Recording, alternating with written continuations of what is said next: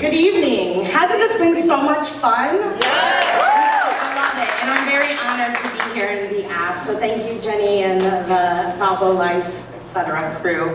I appreciate it.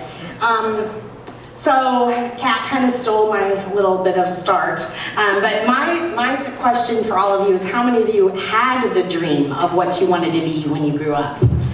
How many knew what you wanted to do? And yeah, isn't that a big question that as you grow up, everybody asks, what do you want to do? What do you want to do?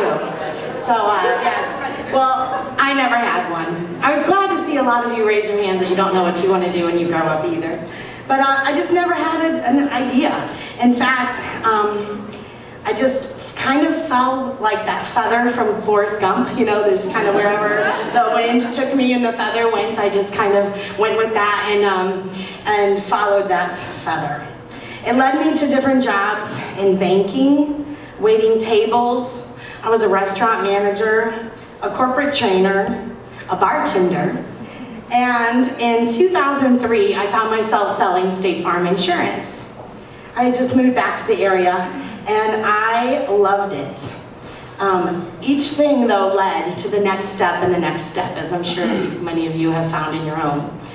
Helping people protect what was important and understand insurance was a great fit for me. I loved it, and I thought I was going to do it till I was 75. I could do it forever. I had finally landed where I thought I was supposed to be. Then in January of 2011, I was filling out my calendar for the year because we rotated 3 Saturdays. And so I was figuring out what Saturdays I was going to work. I was the only person in the office. It was later in the evening, probably around 8. And this crazy thing happened. When I got to August, this voice said, "You won't be working here then." And I freaked out. I paused, I looked around the room, then I called my mom and said, "You are not going to believe what just happened." Then I sat in silence, kind of prayed a little bit, and then I told God, I didn't know what his plan was, but I knew it would be good and I would be open to it. Then in March, I had a conversation with my brother Dave about him getting more life insurance because I needed to sell more that month.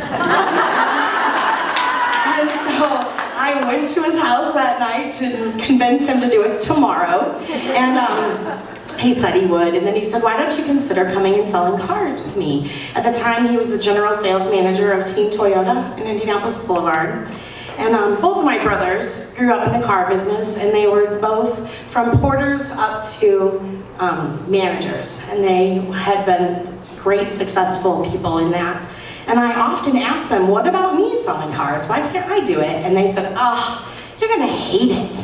Everybody thinks you're shady, and that you lie."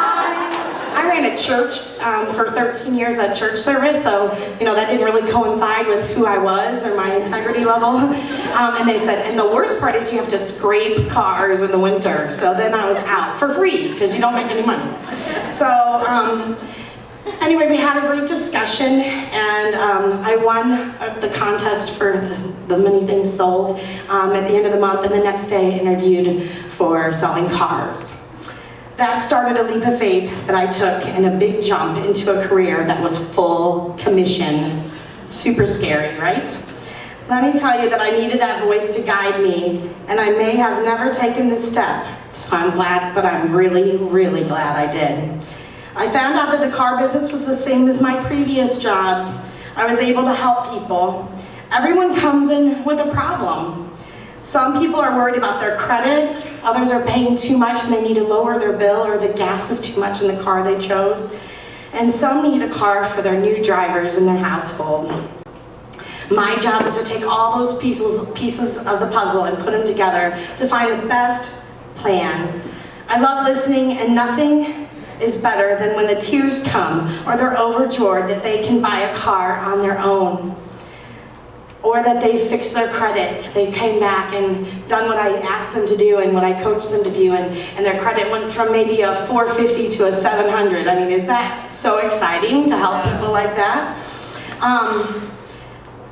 I get to be a part of first cars, retirement cars, and I deserve this, cars. It fills my heart, and I love being a part of it. I could keep us here all night sharing amazing stories of the ways that we've impacted people and changed lives. Who would think that selling cars would be so rewarding, right? It's kind of crazy. I will share one quick awesome story with you though. Does everybody remember the winter of 2014 when the snow just stayed and it was like the worst winter we've seen in forever? Hopefully we never see anything like it again. So this woman was walking, actually from Illinois, to her job on Indianapolis Boulevard in that winter, to and from work at Wendy's. So she had gone to several other dealerships and stopped and tried, and she was saving money and she was trying to buy a car, but she didn't make enough for the bank to accept her. So it wasn't going to happen, and she just kept going from dealership and dealership asking for help and hoping somebody was going to be able to help her. Well, we found out about it. We had to send her home because there was nothing we could do, but she broke our hearts. So we started talking about it, and I went to my general sales manager, and he said, "Don't tell me the story, just find a car." So we did, and we got that, and a car came in that evening that was perfect. And he cleaned it up, and he paid for everything. He put new tires, and he ran it through the shop, made sure it was clean. I had practiced this a lot, and I didn't cry. Anyway, so we went into action, got it all cleaned up. We had her come back. All the employees were so excited. Everybody chipped in money, and we got her a $350 gas card that she could continue to have gas as well. And she came in, we picked her up, we brought her to the dealership, and the entire team came out to tell her that we had a car for free. Wow. The blue, yes.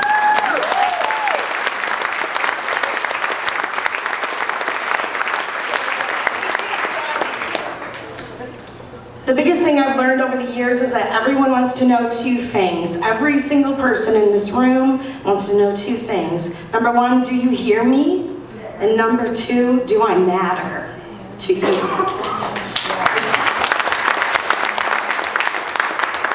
I try to be intentional on this with everyone I meet. I've been inspired by a talk by Florence the Tower that I've heard 30 years ago. It's called Silver Boxes, and what's really fun is it really ties into the video and several of the talks that we've heard tonight. So in the Silver Boxes, it talks about how our words should lift others up, to inspire them and not to squelch their dreams. She put it perfectly when she said our words should be like a silver box with a bow on top. That words are a true gift to others. I have shared this with many people over the years, and I try to think of it often. I have silver boxes everywhere to remind me to be kind. Today I have a box for each of you on your table to take home with you. I encourage you to keep it in your office, on your dresser, or in your car, anywhere you need to be reminded to use kind words where it may not be so easy to.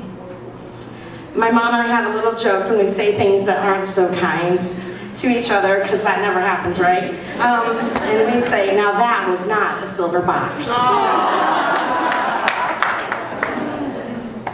Who needs to hear encouraging words in your life? What would happen if we all supported our coworkers and fellow women who are all around us? May we empower and lift up each other as women as we take different leaps of faith. I would love to see us all supporting each other and cheering each other on in these successes.